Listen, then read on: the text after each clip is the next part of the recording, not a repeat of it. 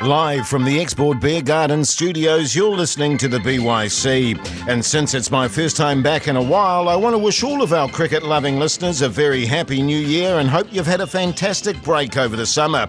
And what a jam-packed summer of cricket it's been, with plenty to sink our teeth into. Starting with New Zealand wrapping up the T20 series against Pakistan yesterday, and the extraordinary rise of Phineas Logg, who seems to have learnt the lessons of the past and taken his game to a new level.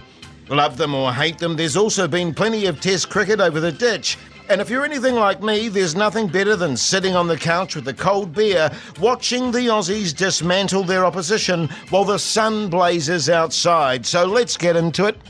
Dylan Cleaver, how are you, mate? I'm very good. How was your summer? I hear you were holidaying in Australia, were you? Yes, Tasmania. Then went and saw my daughter over in Tasmania for 5 nights. The Apple Isle. Yeah, very nice, actually. Highly recommended. You got a tan? Well, no, that's liver failure. Yeah. That's my liver packing in. And as for the cricket, I think there was a T20 game there, but I just missed it by a day or two. But I probably wouldn't have gone anyway. But let's start off with this T20 series against Pakistan. New Zealand playing very well. Notables for you, Dylan? Well, obviously you can't go past Finn Allen's form in this series. That 137 was incandescent. Ridiculous. 16 sixes, but it was actually an extension of his series. I think he got 30-odd in the first game, looked very good. One of those frustrating dismissals. Then he backed it up with a bigger score in the next one. 70-odd, I recall. 70-odd, yep. Yeah, but jeepers, when he got going yesterday, and I've had this song on a loop, but I couldn't get rid of that Kansas song, one of the great prog rock bands of the 70s. Yes. Singing Carry On My Wayward Son. And I could not get this thought out of my head as he just kept hitting sixes, and I was just on the couch singing Carry On My Wayward Son. Yeah, nice. Nice. Because the criticism, of course, of Phineas Logg there, Paul Ford, has been in the past, that he throws the kitchen sink at everything and he needs to learn to sort of adapt his game somewhat. There was a bit of conversation between him and Craig McMillan on the field there, and Craig McMillan had a bit of a dig at him previous to those innings. Do you think he's beginning to learn those lessons? Do you think that he's beginning to take on board? Because he himself said, I think that's a fair criticism. I need to learn to bat longer. Yeah. I mean, I think he's trying to add some dimensions to his game, isn't he? And, the stats, don't lie. And his international T20 opening batting record says that he hangs around for sort of 14 balls. And, he only needs to hang around for 25 because, he's going to score 50 if he does. And so, he's just had to work out ways to stay in for another 10 or 11 balls. And the fact of the matter is that, as you guys just mentioned, in 2 of his last 3 bats, he's batted for 41 balls and 61 balls, and he's scored, sounds ridiculous to say it, 211 runs off those, 100 balls. And, there were good signs, I think, with him getting a couple of Ford Trophy tons, 168 off 110 balls against the Volts, and then 120 off 97 against ND back in kind of late November, I think it was. It's one thing for him to say that he knows what to do, but there's actually becoming this developing track record of him, but it's at least starting to be able to actually do it as well. And let's not forget, he's probably pretty pissed off that he didn't make the IPL after being in and around Bangalore for the last 3 years, not picked up and not retained in the 2024 IPL. Well, carrying on the theme of Finn Allen, I believe we have some audio to play here with the man himself. I think I'm just evaluating risk in times that I want to take higher risk options and that sort of thing. So I think, maybe prior to this summer it was a little bit all over the show and not so much control. But, so I was trying to have more control now and be a bit more decisive, Yeah, well, certainly positive signs for him. When he first came into the New Zealand side, I was highly critical of him because I felt he was a slogger and that the bowlers were going to find him out, which they did to a certain extent, but certainly adapting his game. What's your take, Dylan Cleaver, on the Pakistanis, of course, coming over from Australia after getting an absolute hiding? Though I must say in that Test series, I thought they put up more of a fight than I was expecting. Yeah, they've been okay. They've been actually quite poor in the series. They were okay in Australia. Yes. I think they've been quite poor here. And just very quickly, I think it's quite amusing that the Finn Allen's been black-capped for the point now where he's reduced an incredible 137 into an exercise in risk management. Yes. Very bureaucratic kind of outlook on cricket, isn't it? But Pakistan they keep inserting New Zealand on batting-friendly tracks and then expecting to chase down these huge totals, which they've fallen woefully short of. I think their bowling's been poor. But I tell you what, it's an absolute highlight watching Babar Azam, who is that classic. He's an iron fist in a velvet glove, and he is just beautiful to watch bat. He scores far quicker than you think, and he's scored a very kind of under-the-radar. He must be close to 200 runs for the series. Obviously completely overshadowed by Finn Allen, but that for me has been a highlight. Finn Allen on the one hand, explosive power, he's scoring quickly. Babar Azam, on the other hand, a far more classical kind of accumulator of runs, but still doing it at a really rapid pace. Yeah, for sure. 181 runs is how many he's got, so that's not too bad. And he's one of the... And this is the thing, Dylan, and I'll throw to you now, Paul, about quality players, is that they have this ability to suddenly be on 30. And you go, oh, how did that happen? When did they get to 30? Because they know their game, they know what they're doing. And Babar Azam, I mean, he's one of the best in the world, a pleasure to watch. Oh, he is. He is sumptuous to watch. Absolutely fantastic. I snuck along to the T20 in Hamilton, actually, on Sunday night, and it was him and Fakhar Zaman. And I did think, gosh, if they stayed in for another 3 or 4 overs, I think they would have mowed that total down. But New Zealand got it done. Credit to them for that. But, those two guys looked absolute, very, very high class. I do think, it's always bloody hard for these teams to go through an Australian series and then come here and be ambushed by New Zealand, kind of nicely warmed up off the back of a Bangladesh series that was a bit frustrating, I think. New Zealand have got a few punches to throw, and Pakistan just, I don't know, they look a bit weary. They look a bit kind of bored. And there was a story that came out this week which talked about the coach, Mohammad Hafiz, of course, part of the post-World Cup clean-out, apparently has incredibly long and boring meetings, and the side is getting restless. Lots of lecturing, lots of repetition.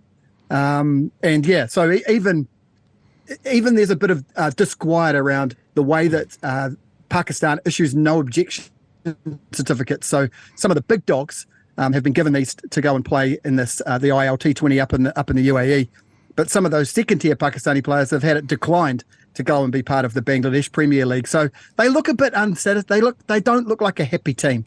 And salt into the wound was when the big fella, the Karachi wheelbarrow, Azam Khan, comes out to bat, and the New Zealand DJs play the Big Show song as his theme music, completely against his will, apparently. So a bit of disquiet on a few fronts for Pakistan. Yeah, and I tell you what, actually, it's a perfect scenario in many respects for New Zealand. Is what we want is teams to go to Australia, get grinded through the mill there, get the living bejesus kicked out of them, and come beleaguered and tired and broken men to our shores. It's kind of perfect. Now, on that front, Dylan, it's been a batters kind of series, a lot of runs scored. The evergreen Tim Salvi. He just keeps going and going, the big fella, doesn't he? 8 wickets. 8 wickets in the series. He's never going to be the most economical bowler because he bowls in the overs, he bowls in the power play up front, and he bowls in the death overs. So he's never going to have your Mitchell Santner type economy rate. But jeepers, he just keeps taking wickets. He's got this fantastic kind of roll your fingers down the side of it, slower ball. He hasn't got the out of the back of the hand one that I can see. But he just does the simple things really well. Like, he's got 155 international T20 wickets now. Yeah. Miles ahead of Shakib Al Hasan on 140. Rashid Khan. I mean, not miles ahead. Well, that's pretty. I mean, it's a long way. It takes a while to get 15 wickets in the T20 format. You only get 4 overs. Fair point.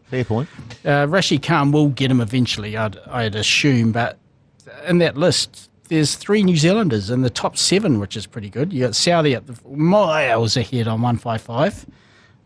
East Sodi, who's had a reasonable series on 130, and Mitchell Santner on 106. And that's where, I mean, the batting's been brilliant. It's been explosive. Totals of 224, 194, and 226 speak to that. But New Zealand haven't given them a sniff. Apart from that partnership that Paul mentioned at Hamilton, between Whakasaman and Baba. Apart from that, they haven't looked like getting close to it. And part of that is, well, a big part of that is Southey's excellence and wicket-taking ability. Yeah, well, he's a wily character, isn't he? And he's got a ton of experience. What's been your take on the New Zealand bowling, Paul Ford? I think Santner's, at the top of his game. I think, he's a pretty wily customer. Good to see some pace back in the side as well. Yeah, totally. I mean, if you look at the best economy rates in the series to date, it's Ferguson 6.75, Southey 7.39, and Sears 8.75. Wickets are one thing, but of course in T20s, if you can restrict, then just probably even more important. So yeah, I've enjoyed watching Ben Sears get into his work, and as part of the excitement, they're going to get pumped back over their heads at 1,000 miles an hour as well, and don't mind watching that. Southey's been the standout from a New Zealand point of view, or probably the standout bowler, I did crack up when they interviewed Kane Williamson about it, and Kane Williamson said a scintillating comment. He's been around for a long time, and this is a credit to his consistent performances over a long period. It's getting very close to risk management chat, DC. Yeah, isn't it? I mean, that's just scintillating stuff from Kane. Yeah. Ever quotable Kane Williamson. Yes, speaking of Kane Williamson, injured again. I mean, is he at that stage of his career now, Dylan, where that's going to start happening more and more often? I hope not. I thought we might be through this kind of bad patch where he got his knee all back in time for the World Cup and then he broke his finger or his thumb or whatever it was. It just seems to be kind of random stuff. Yeah. Well, this one wasn't apparently. No. It's on the same leg as the injured knee, and he's probably been favouring certain muscle groups. But look, I think we are we're well and truly in the midst of the career management phase now for Kane, and game management, load management, I think is the trendy term for it. Personally, I do not care if he doesn't play another ODI in between World Cups. Sure. Just give him those off. Don't even think about picking him. But I would like to see him available for as many Tests and T20Is. And I only say T20s. I know it's not your cup of tea, but that's where his bread and butter is going to come in his later career in terms of his earning potential. So he's never going to give them up. So don't think about it. Right. But I think one day... I am thinking about it. I reckon he gives up the T20s and the one days, all white ball cricket, Paul Ford, and just goes Test. Hey, look, I think if we were as just 5 more years of Test cricket from the man. If we were as puppet masters, I think that might be right. Yeah, it's hard to know who would be more nervous with Kane Williamson going down with an injury during a T20 series. Is it his IPL team or is it Gary Stead and the Test cricket set up for New Zealand? I think one's in February, one's in March. March, April, isn't it, the IPL? So, yeah, fingers crossed that he's all good for that Test series, which starts in Tauranga Waitangi weekend, I think, 4th of Feb. Great stuff. Now, on the positive front too, we've had a pretty spectacular summer. It's been great, and I think New Zealanders are thriving on having a bit of sun again in their lives. But this series been pretty popular. Good crowds. People seem to be enjoying themselves. Dylan, Cleaver, it's good to see the game's looking healthy. It's actually quite incredible. We are talking about a 5-match bilateral T20 series with very little context against an opposition that's not probably in your upper echelon of marquee. Sure. And we're packing out. They've got 20,000 to Eden Park. I know it doesn't look amazing in Eden Park because it's such a shit cricket ground, but that's a big crowd. They sold out University Oval. They sold out Seddon Park. They have sold out Hagley Oval for the first of the double header, and there's only about 1,000 tickets left for the second of the double header at Hagley Oval. That's amazing, and I do wonder if it's because cricket is back free to air. It's visible. People are seeing it and thinking, "Hey, yeah, I want to be part of this." And my understanding is the numbers for TVNZ are exceptional. They are really good, and so maybe this is a lightning in a bottle for New Zealand cricket to catch, because eventually this sweetheart deal on the back of the whole Spark Sport thing is going to end with TVNZ. Sky are going to want to be back in for it. Probably other streamers or pay TV operators are probably going to want to be back in for it. Is this a point where New Zealand cricket looks at the whole picture and goes, actually, cricket is thriving in free-to-air. That's a really good point, Dylan, and Thank you, Jason. Not something that I thought a lot about. You know, I think back to when I started getting passionate about cricket and live-to-air, you know, and free-to-air, you know, the great Australia, New Zealand one-day test, one-day games and stuff like that, and people got hooked that way. So maybe you're right, but regardless, Paul Ford, it's a positive sign for New Zealand cricket and for the game itself.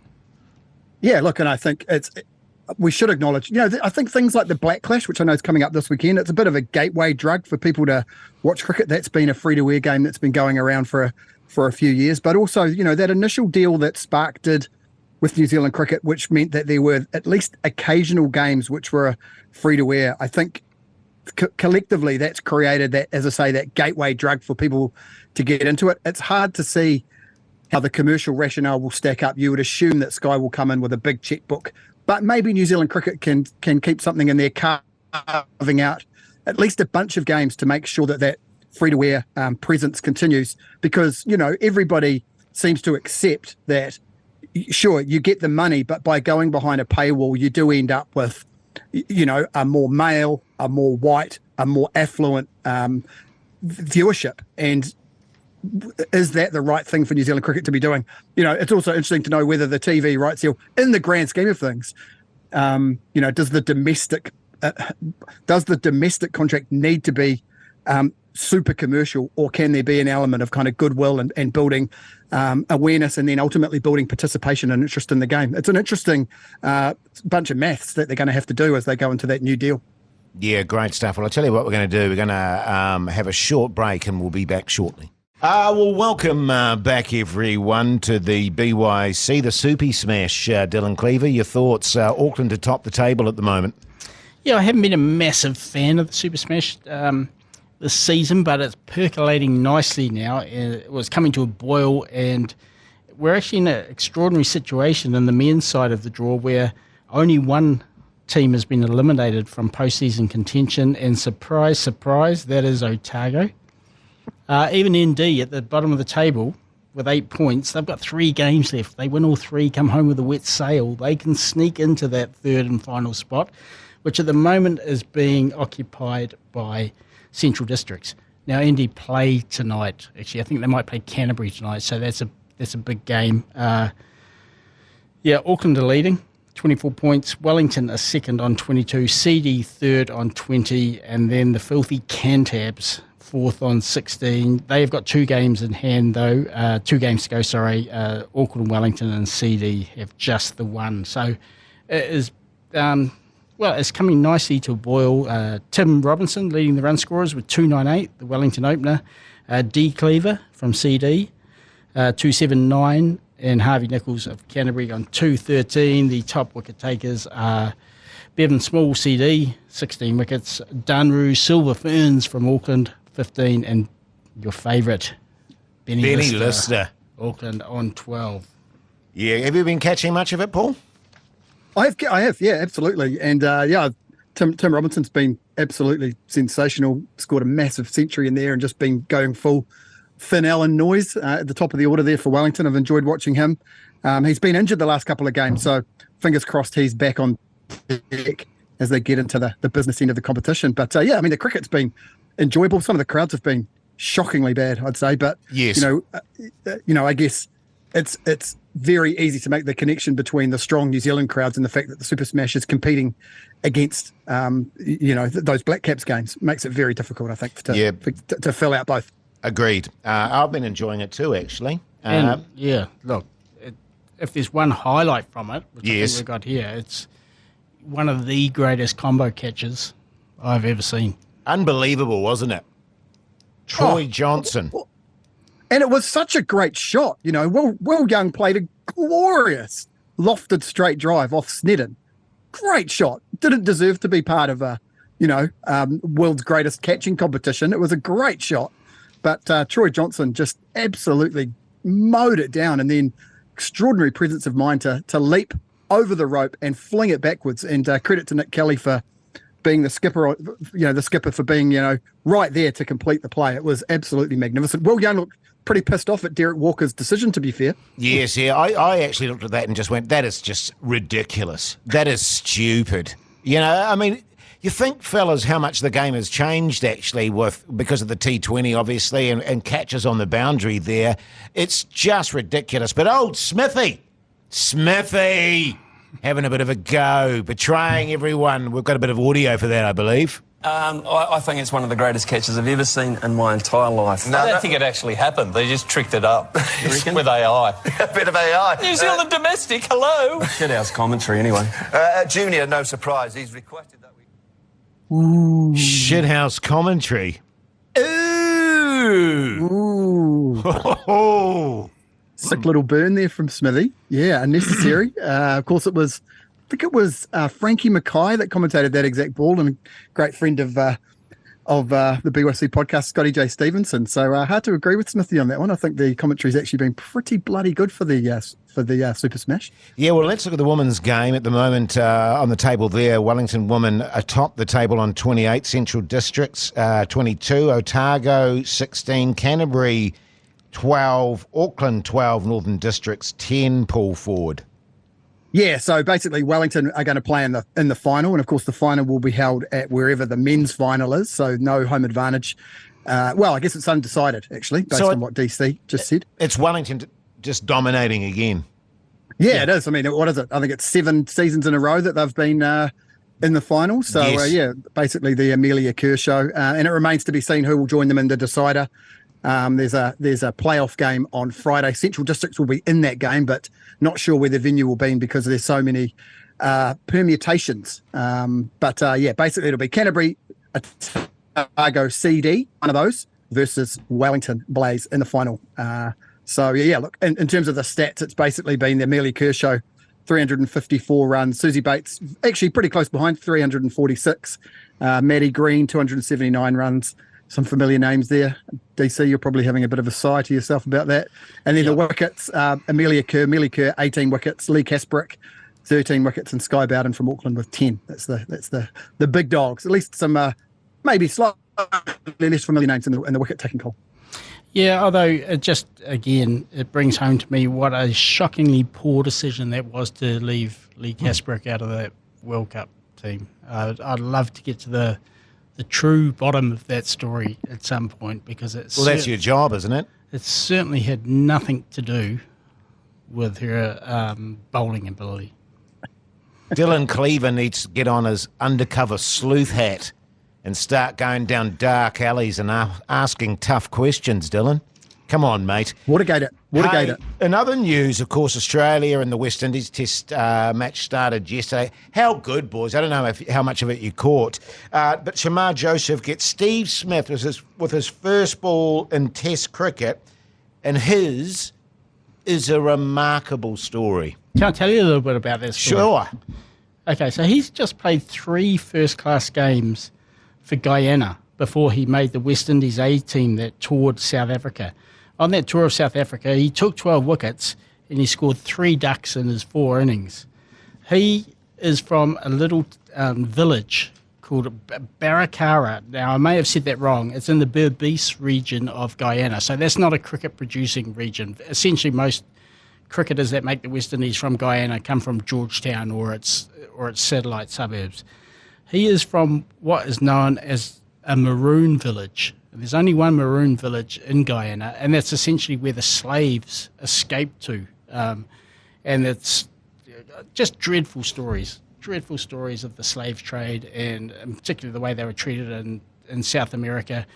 And slaves that were escaped were generally rounded up by American Indians or Mera Indians, local tribes, and then sold back to the white folk. It's just a dreadful business. So he's from that village. There's only 350 people in that village. I would suggest you get onto Google Maps, look it up, and then take a satellite image of it, because it's not accessible by road. You can only get there along the Kane River. It is about as isolated as you can get. So he's barely played any cricket. He's discovered, gets into his first ball in Test cricket. He reckons, in his words, that he noticed that Steve Smith had a little bit of a weakness outside off stump, which is pretty amazing that he's worked it out when no one else has. No one else has. Yes. And sure enough, he got him first ball. He then followed it up. He bounced Marnus Labuschagne out. So anyone that gets Smith and Labuschagne out in the same sort of session is a hero in my books. And he's just got a wicket this morning too. Yeah. He got his third wicket. So you got Cam Green out. Aussie are 4 down at the moment, but obviously that's going to be irrelevant by the time you listen to that. But just an incredible story, and I hope it has further chapters to come. Yes, Paul. Oh, it's amazing. He was a security guard. He had a little baby security guard as well, and he talked about playing cricket, what they call jungle land cricket, which is when you don't have a cricket ball, so you just use guavas, limes, lemons, anything. And he basically just said that he used to skive off and play cricket with those fruits and a few mates, so that he didn't have to unload the boats. That obscurity point, Dylan, apparently it will take you 2 days from civilization to get to the village. That's how long it will take. It's a 225-kilometre boat ride each way. So quite extraordinary. They were talking on the commentary today, actually, about the fact that it was only like 2 months ago that he had his first experience on an elevator. He'd never come across one in his life, and he was kind of freaking out about it a little bit. He got 30-odd with the bat too, didn't he? Yeah. So it was a great first day for him in Test cricket. Easily his highest score in first-class cricket. His highest score by about 16 runs. He looked really good, and he got sawn off, actually, by Nitish Menon. It was a pretty ordinary decision, the kind that umpires frequently give your numbers 10 and 11 when they can't be bothered. Yeah, let's just wrap it up, fellas. But this is how he actually described growing up in Barakara. He said it wasn't financially stable, but you never miss a meal because you go fishing and you plant your greens. So starvation wasn't on our list, but you have to work to maintain yourself and your family. Very good. Stat chat too, that I had a quick look. Wicket with your first ball in Test cricket. 2 New Zealanders have done it. It hasn't happened to a New Zealander for 90 years. Matt Henderson did it in January 1930, and Dennis Smith did it in March 1933. Only one player has done it to New Zealand, none other than the absolute legend, Keith Miller. His first ball in Test cricket was at the Basin Reserve, and he cleaned up Walter Hadley. So, yeah, bit of stat chat there for you, boys. With the retirement, of course, of Davey Dum Dum, Steve Smith moving into the opening position. How good that he didn't get a massive 100, Dylan.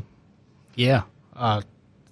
Look, I expected Australia to score about 612 against the West Indies. The pitch looked like it had flattened out nicely from the morning where Cummins and Hazelwood gun amongst the West Indies. So I just thought, oh no, this is going to be painstaking. I don't mind watching Kawaja get a double 100, but I was not in the mood to watch Steve Smith get one, so that was lovely. Also, more reasons why the Big Bash and the Average Smash should form a strategic partnership. Yeah. The ILT20 has siphoned a lot of the best players from the Big Bash. Right. So the Big Bash and the Super Smash are running pretty much in conjunction timeline-wise. They're coming to a boil now. And all of a sudden, some of the biggest stars of the Big Bash are leaving to go and play in the ILT20, which is the David White run competition up in the UAE. And it just feels to me, and I know Paul and I discussed this over Christmas, that strategically the domestic T20 competitions in this part of the world feel fragile. They feel like they're not at a strong point at the moment. I genuinely feel like we should be looking closely at a partnership between the Big Bash and the Super Smash. Yeah, your thoughts, Paul? Yeah, it's a bit of a weird one this season in particular, because the way that the timing works, the Big Bash run their player draft after the ILT20 secure their contracts. So things have been a bit messy. And let's be clear, as we've talked about previously, the ILT20 is the second highest paying cricket competition in the world, behind only the IPL. So if it's literally just about money, they're always going to go, the big dogs are always going to try and go to the ILT20. But yeah, as I say, quite a lot of the players who are now shunting across from the Big Bash were legitimately secured previously, prior to being snapped up in the Big Bash. Next season, what they're actually doing is they are condensing the Big Bash down to be shorter. So it was 48 days this year. It's going to be starting earlier and finishing earlier next year, and that will mean that there's not that overlap. So I think it will settle down. But I mean, it's instructive around how the season's going to work. Basically, you're going to see that official organisation-run competitions are playing second fiddle to the big money competitions, and they're just having to work within those parameters. What I think will probably happen over time is the Big Bash will have to go private, and then it will just take on the ILT20 potentially.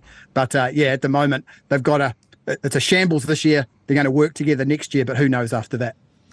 Now, the India and Afghanistan and the double super over, fellas. And then drama. India 212 for 4, Afghanistan 212 for 6, and the first super over 1, Afghanistan 16 for 1, India 16 without loss. Yeah, well, I mean, this is PTSD for New Zealanders talking about this, right? But I think this is the first time that we've seen the rule change that came in after the game, which shall not be mentioned, and the boundary countback. We've finally seen a T20 between none other than India, and Afghanistan of all teams. The double super over is in effect, and people were having palpitations watching this. It's actually, I don't think it's actually built into every single one-day international series, but it was part of this series. It is definitely part of all the white ball World Cups from here on in. So, hopefully people can rest a little bit easier that this can never happen to New Zealand again. Great stuff, mate. Well, I'll tell you what we're going to do. We're going to take another short break, and we'll be back shortly. Welcome back, and it's time now for Dylan Cleaver's ever-popular Who Am I? Thanks, Jace. Well, last time out, it was in fact Park Gerald Zinzan Harris, more popularly known as Zin Harris, father of Chris and Ben, and a distant relative, I understand, of Zinzan Brooke, and the scorer of a test century in South Africa. We had multiple, I think, people write in, Paul, getting that right after you, I don't believe you got that one right, did you? No, I reneged on that answer. That's correct. Yeah. Okay, so who am I this time? And just to give you a little bit of, not guidance, but the clues here might be frighteningly obvious to some, might be really left field to others. Okay, here we go. Who am I? I enjoyed a long and successful first-class career, racking up close to 20 centuries in typically dogged fashion. I was almost a one-province player, but had one laughably ill-fated season in the south that made me look like a bit of an egg, though my home province definitely got my cream. I enjoyed one particularly mint season, scoring more than 800 domestic runs at an average close to 60, but it would be 4 more years before I got my first test cap. I was a red ball specialist. I saw that ball like a coconut, the white ball not so well. My test career was never deluxe, though I had a couple of chances to enjoy some molten hops after posting 3-figure scores. The one regret I had is I never toured England, and I never got the chance to play at Headingley, close to my spiritual home of Harrogate. Who am I? I know the answer, but what I'm going to do is leave it to the listeners out there, because what's the point of me giving you the right answer, Dylan, ruining it for everyone else? Paul? Paul, do you have any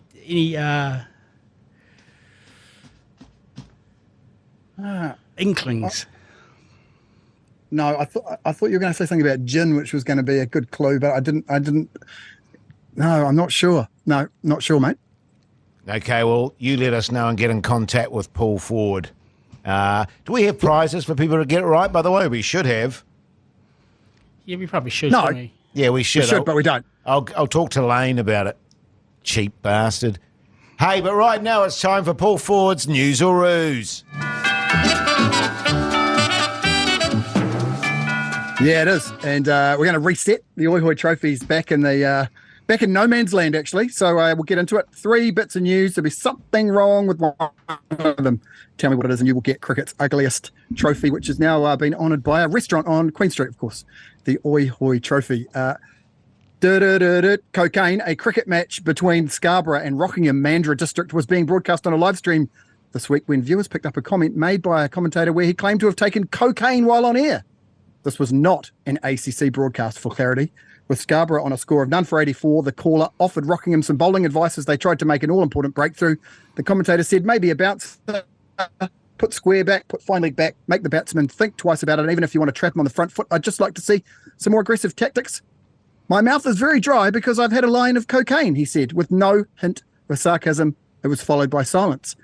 Boys, this is reminiscent of Dermot Reeve, who admitted he had a cocaine habit so severe he has no recollection of 2 days Test cricket commentary for the Channel 4 team in 2004. He took alcohol and cocaine after the second day of the first Test between England and New Zealand at Headingley, then 2 sleeping tablets, and has no recollection of seeing the ball while commentating on Saturday and Sunday of that match. Extraordinary. New York, the most anticipated match of any Cricket World Cup is between India and Pakistan, and this means the T20 World Cup in June will see an India-Pakistan match reserved for the stadium that holds the biggest crowd. There are complexities involved. 14,000 kilometres between India and the United States. The absence of a cricketing culture and infrastructure in the United States increases the challenge of making it work. All of India's 4 group matches will be day games, and 3 of them, including the Pakistan tie, will be staged in New York at a pop-up stadium. With a 34,000 capacity, it will hold more spectators than any ground in the UK and more than Wankhede, according to the ICC Spin Masters. But it will be the first for cricket where a makeshift stadium, including the pitch, outfield, and spectator seats, are set up for the event and then dismantled later. Indian media are absolutely all over this. They've been out to Nassau County, where the ground is, and said it is currently a soggy outfield. I think there's a little bit of nervousness about how this is going to be shaping up. And number 3, Uzi, oi. The Muslim koala Usman Khawaja has continued his human rights protest amid the ongoing Israel-Palestine conflict, releasing a range of T-shirts featuring a picture of the shoes he was banned from wearing by the ICC. He trained last month wearing shoes that read "All lives are equal and freedom is a human right," written in the colours of the Palestine flag. The left-hander revealed the line of T-shirts on Instagram and X on Tuesday night, and all proceeds will go to charity. There we go, boys. Cocaine, New York, or Uzi, oi. I'm going to go 2. And the distance between New York and India is either more and or less than 14,000 kilometres. I'm going to go story 1 because the first Test between New Zealand and England in 1994 was at Lord's, not Headingley. That is correct, Dylan Cleaver, you massive nerd. What a massive dweeb. Oh, I almost feel like not giving it to him because it's such a nerdy answer. It almost feels cheaty to me. You know what I'm saying? It almost feels like a setup. I wish it was, and we'd feel so clever, but I'm definitely no part of this, Jace, and I resent the allegation. Yeah, sure. Well done, Dylan. Thank you, mate. It's been a while. Hey, right now it's time for Paul Ford's Cricket Violence Corner. Paul Ford's Cricket Violence Corner. About a cricket match dispute in Lucknow, where a young man has been subjected to a heinous assault. The 18-year-old victim worked as an air conditioning repairman and was engaged in a cricket match with local youths alongside several other matches on the same field. Trouble brewed when the ball from the victim's team crossed over into the other game, leading to a verbal altercation between the two groups. While the associates of the victim were massive pussies and disengaged from the situation, the air conditioning repairman remained to collect the ball and faced a violent attack from the opposing side. He escaped immediate danger, but later in the evening, the accused was once again assaulted by one of the youths from the cricket game near a local shop. Then, the next day, when he was on his way to pick his sister up from school, the group lay in wait, ambushed him and beat him with sticks, and then they urinated on his face as he lost consciousness. Good God. Upon regaining consciousness, he managed to reach home and narrated the entire incident to his family. Police said that the victim's father has filed a case against a platoon of individuals, including a man named Fardeen at the Indiranagar police station. I hope that justice is swift for our air conditioning repairman of Lucknow. Wow. There's quite a story, that one. Hey, but right now it's time for the Toppa Correspondence. Toppa Correspondence of the Week, brought to you by Leader NZ's Lasagna Toppa. And this week it's from Rob. And Rob says, does Gary Stead hate CD? Gentlemen, I noted in Dylan's latest Bounce News that are concerns around Gary Stead and some of the selection decisions he is or in this case isn't making. I've previously raised my concerns about the golden ticket afforded to Henry Nicholls in the face of some pretty dire results, and I remain content to die on that hill. However, while watching the CD game the other afternoon, it occurred to me the number of CD players alongside Will Young, who you could argue have had similar levels of selection mismanagement. A few off the top of my head are Ajaz Patel, Tom Bruce, Doug Bracewell, Dane Cleaver and George Worker, now Auckland. I'm firm in my support for all things Wellington, but the cynic in me thinks that if those CD boys had been wearing red and black each week when they took the field, then they may have had long and illustrious careers. But is there more to it than that? Maybe they're just terrible blokes and ruin the team environment. It just feels odd. I'm keen to hear your thoughts, Dylan Cleaver. Oh, jeepers. I don't... It's pretty difficult to have thoughts on that without going very dangerously close to the libel and slander laws, but I think there is some subconscious bias there, and some of it might be because Gary Stead grew up in an era where the CD boys were considered a little bit weird. I don't know if that's the case now, but he may still have that hangover from those days. But because you were saying off air actually, Dylan, that when you're in CD and playing around that time, that you guys was constantly get jip about being weird. Yeah, we did. They go, oh, there's those weird dudes from CD. But I tell you what, and this is an actual fact, this is not even opinion, the CD and ND boys are way tougher than anyone else in New Zealand cricket. And do you know why? Because if you're any good at cricket from a young age in ND or CD, because we're spread far-flung and wide, we play against men. Like we're playing men's cricket when we're 16, in Kane Williamson's case when he was 13. So we're tougher.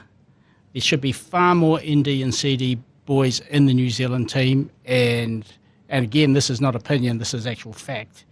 And if there's no coincidence that most of the greats of the New Zealand game in recent years have been from those regions, and I'm thinking your BJ Watlings, your Kane Williamsons, Southey, Bolt, Ross Taylor, Dane Cleaver. There's that's an interesting argument actually, because they have the same argument regarding like rugby in New Zealand and Auckland players, all fancy pants in the big city. They're mollycoddled and looked after, and they have lovely gear and all that sort of stuff, and are taken into academies early. In those sort of outer regions, they have to do it a bit tougher. Paul, what's your thoughts on that correspondence? Yeah, look, it's an interesting one. I'd love to go and do.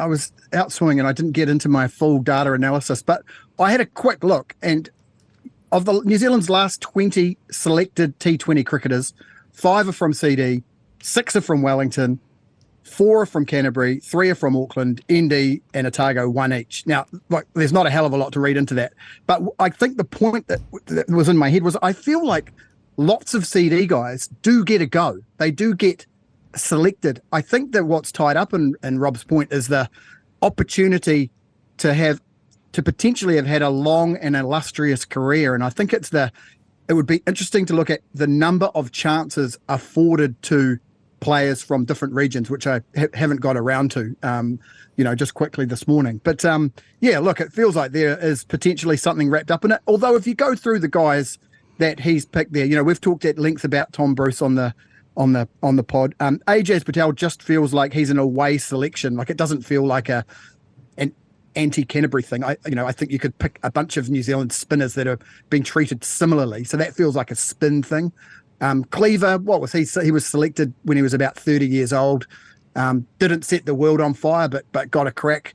George Worker, I think he's an interesting case in point because he feels like he could have been a Henry Nicholls.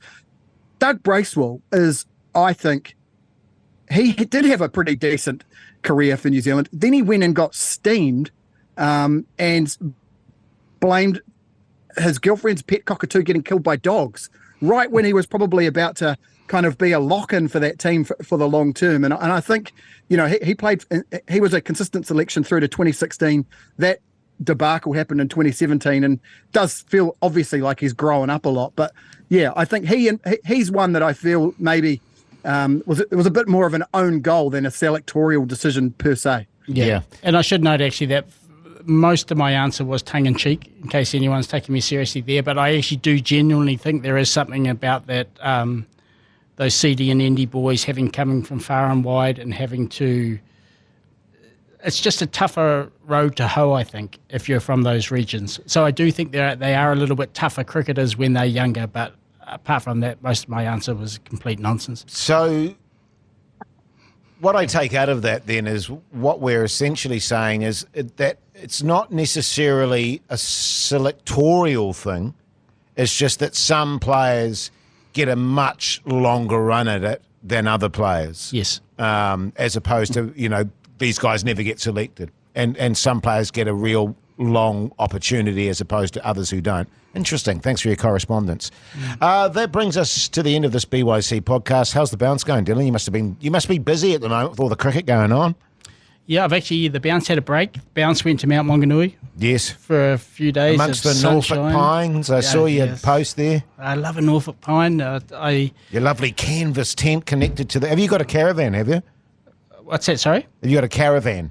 No, we're a canvas tent. A monster of a canvas tent. Oh, actually. right, okay. That has literally broken a car as we've taken it to the beach on other occasions.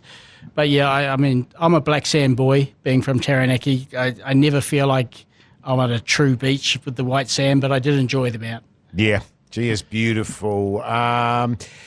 Well, make sure that you send in your correspondence, by the way. Paul Ford, what do people need to do if they want to get in touch? Flick us an email to byc@beigbrigade.co.nz or slide into the DMs on Instagram or Facebook for the Alternative Commentary Collective or the Beige Brigade. Keep your epistles to, I can't remember what we said, 200 words or 150 words. Yeah. Well, fantastic. And we'll also be reporting on the end of the series in next week's podcast. Make sure you tune in. We appreciate you listening. Till then, see you later.